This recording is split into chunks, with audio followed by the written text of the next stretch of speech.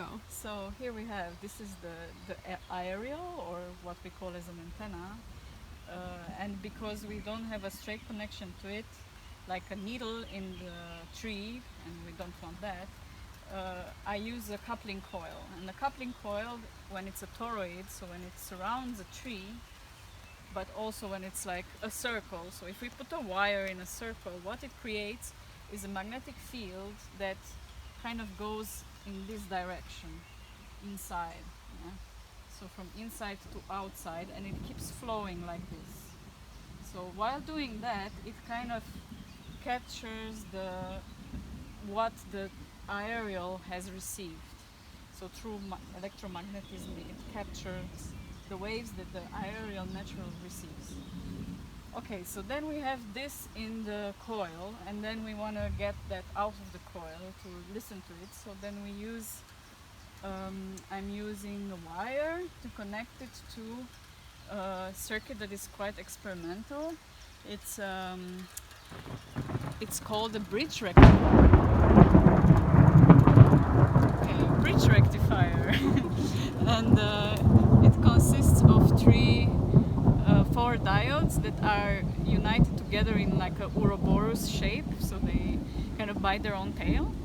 And when they do that, inside them, because they're like old Russian germanium diodes that are used for crystal radio, they somehow let the right amount of signal pass through them, and they kind of make a selection while they do that, because what you receive from here, it's everything. There's a lot of noise, so you need to filter it and to make it into something that is audible. Yeah?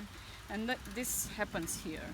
And actually we can even listen to this with a special crystal earphone, which actually works very well, but it's like a very low noise, so I couldn't just show that because it would be absolutely impossible to hear. So then what I had to do was to create a little amplification system so that we can actually have it in sound waves. So here we have a little preamplifier that preamplifies this signal, and then it just goes directly to a power amplifier. And for the power amplifier to be able to function, I used solar power. Yeah, so for here we need power, actually, a bit of power, because we have to transform one energy into another form of energy, which is mechanical. So in order to push an object like the way the plate is pushing now, it actually needs a lot of energy to do that. So for that I realized I had to use some additional power. Yeah. So this is what happens, and in case of this percussive one, because there is no tuning at the circuit, so everything that it receives, it comes in, which means it's kind of a fluctuating white noise with a little bit of voice in it, and FM stations and all kinds of radiation.